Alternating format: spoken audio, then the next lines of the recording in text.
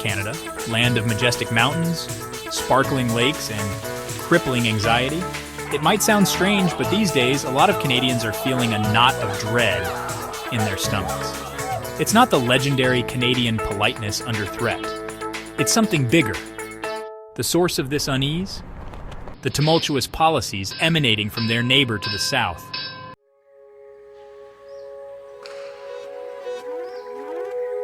Remember those friendly neighbors, always up for a game of hockey or sharing a plate of poutine? Well, things have gotten a bit complicated.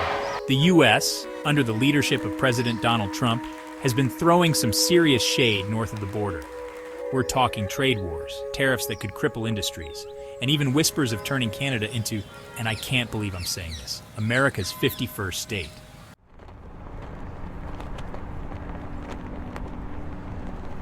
Now let's talk about these tariffs. These aren't just numbers on a spreadsheet. They represent real jobs, real families, and real anxieties for everyday Canadians. Imagine you're a lumber worker in British Columbia or a dairy farmer in Quebec. You've built your life around your trade, supporting your family and contributing to your community. Suddenly, your livelihood is caught in the crosshairs of a political trade war. The tariffs imposed by the U.S. threaten to price your products out of the market, leaving you in a precarious position. It's a gut punch to an economy built on fairness and stability, leaving Canadians grappling with uncertainty and a sense of betrayal.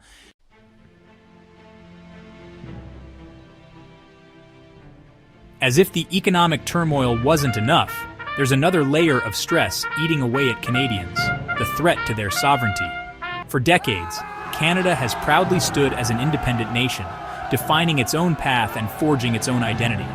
But the current political climate south of the border has sown seeds of doubt and apprehension.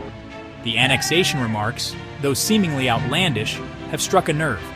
It's a stark reminder of the power imbalance between the two nations and the vulnerability that comes with it. Canadians are left questioning, is their independence truly secure?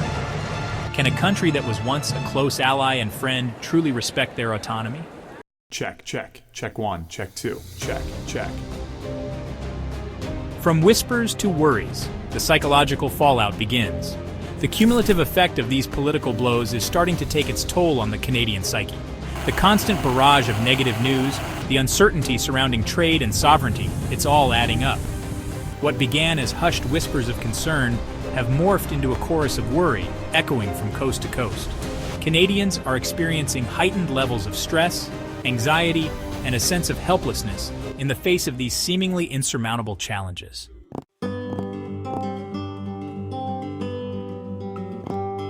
Stress on the rise, the mental health toll of trade wars. Now you might be thinking, stress? Isn't that just a part of life? And sure, a little bit of stress can be motivating.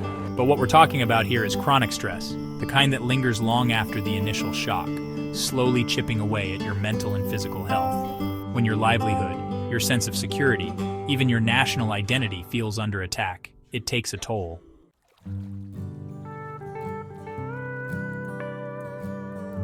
Beyond anxiety. When political stress becomes a health crisis. And this isn't just a few Canadians having a bad day. We're talking about a nation on edge. Doctors and therapists are reporting a surge in patients citing political stress as a major factor in their anxiety, depression, and even insomnia. Imagine lying awake at night, your mind racing with what-ifs about the future. What if I lose my job? What if the economy collapses? What if? That constant state of worry can manifest physically too, leading to headaches, digestive issues, and a weakened immune system.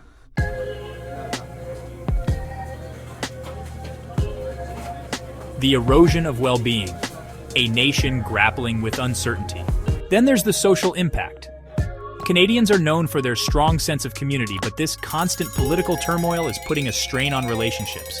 Families are divided at the dinner table, friendships are tested by differing opinions, and the national conversation has become increasingly polarized. It's a far cry from the Canada that once prided itself on its unity and collaborative spirit.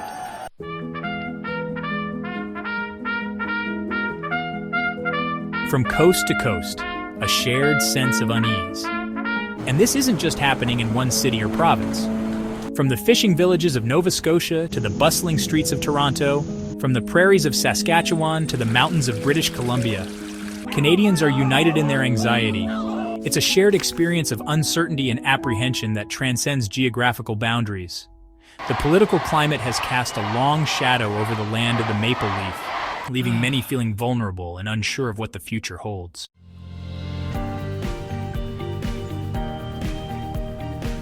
A nation awakens the rise of Canadian consciousness. But here's the thing about Canadians. They're a resilient bunch. They've weathered storms before, both literal and metaphorical, and emerged stronger on the other side. And in the face of these current challenges, something remarkable is happening. A resurgence of national pride, a reawakening of what it means to be Canadian. It's a subtle shift, but a powerful one.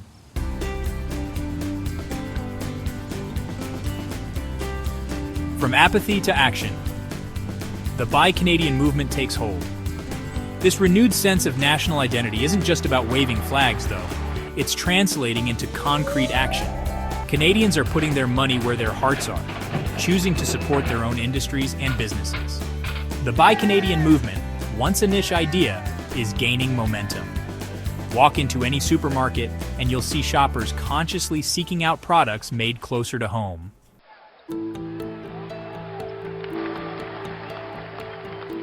Redefining relationships, shifting attitudes towards the U.S. And for many, this shift in consumer behavior is just the tip of the iceberg. They're reevaluating their relationship with the U.S. altogether. Vacations that were once routinely booked to American destinations are now being rerouted to explore the vast beauty of Canada's own backyard. It's a quiet form of protest, a way of saying, we'll invest our time and money in places that value our partnership and respect our values.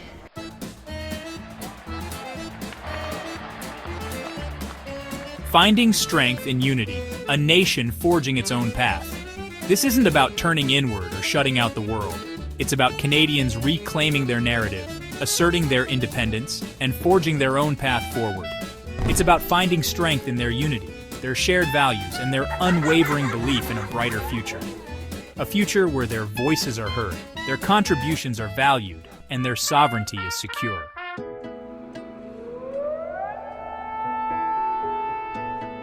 All right, so we've established that a lot of Canadians are feeling the weight of the world on their shoulders right now.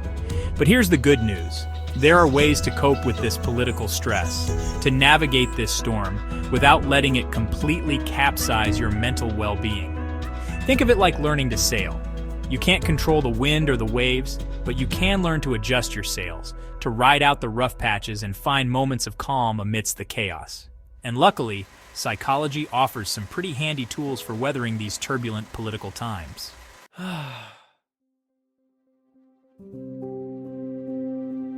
One of the biggest challenges of political stress is the feeling of helplessness, the sense that things are spiraling out of control and there's nothing you can do about it.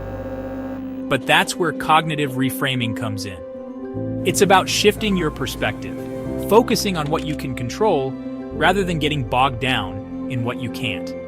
Instead of doom-scrolling through endless news cycles, try setting aside specific times to engage with political information. And when you do, focus on reputable sources, diversify your media diet, and don't be afraid to take breaks when it all gets too overwhelming. Remember, knowledge is power, but too much information can be paralyzing.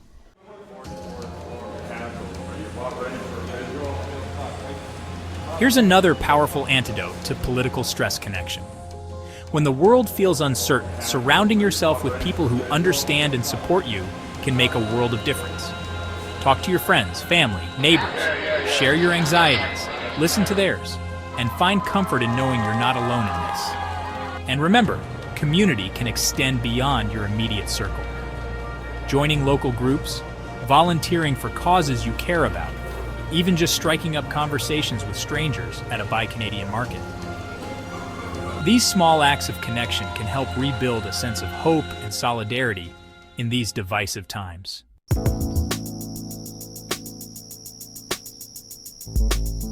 From individual actions to collective resilience, rebuilding hope. Ultimately, navigating political stress is about finding that balance between staying informed and engaged without letting the negativity consume you. It's about taking care of your mental health, building resilience through connection, and remembering that even small acts of kindness and community can make a big difference. Because when Canadians come together, when they support each other and their communities, they tap into a collective strength that can weather any storm. And that, my friends, is a truly Canadian superpower.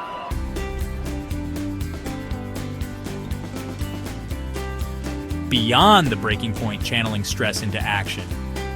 Now you might be thinking, okay, that's great and all, but how does buying local milk magically fix the trade war? And you'd be right, it doesn't work like that. But here's the thing. When we feel powerless, it's easy to slip into despair. That's where action, even small acts, can be incredibly potent. It's about taking back a sense of control, shifting from passive worry to proactive engagement.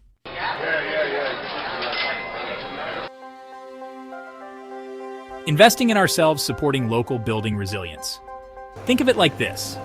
Every dollar you spend at a local business, every Canadian-made product you choose, it's a vote of confidence in your community, in your country. It's a way to strengthen the fabric of your nation from the ground up. And sure, one person's shopping habits won't single-handedly shift the global economy, but multiply that by millions of Canadians making conscious choices. And you start to see a ripple effect. It sends a message to businesses, to policymakers, to the world. Canadians are resourceful, they are united, and they are not backing down.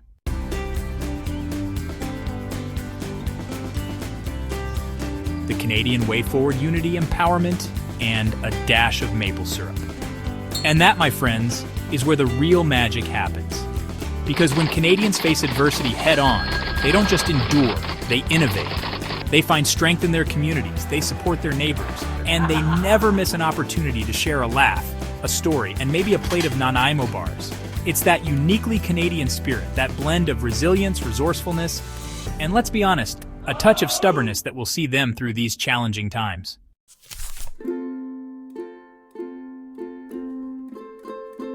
From fear to hope, writing the next chapter of the Canadian story. So yes, the challenges are real, the anxieties are valid, but let's not forget what Canadians are capable of when they come together, when they tap into that deep well of collective strength and determination. The future may be uncertain, but the Canadian spirit, that, my friends, is something you can always bet on.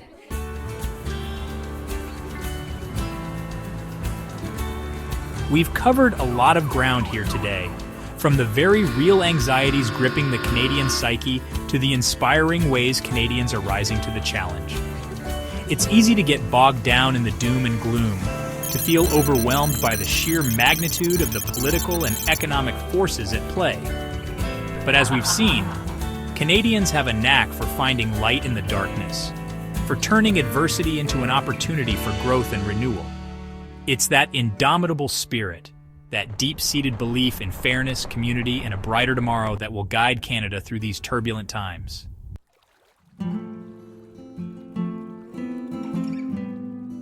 So what's the takeaway here? It's not about pretending everything is fine, burying our heads in the snow and hoping the storm passes. It's about acknowledging the challenges, addressing the anxieties, and then channeling that energy into something positive, something constructive. It's about supporting local businesses, engaging in thoughtful dialogue, and never taking for granted the freedoms and values that make Canada so unique.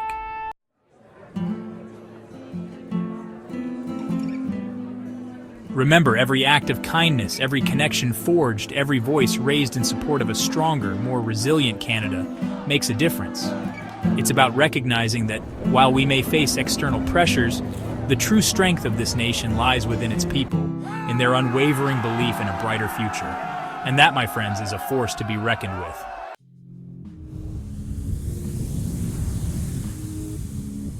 Stay strong, stay engaged, and as always, stay Canadian, true north, strong, and free.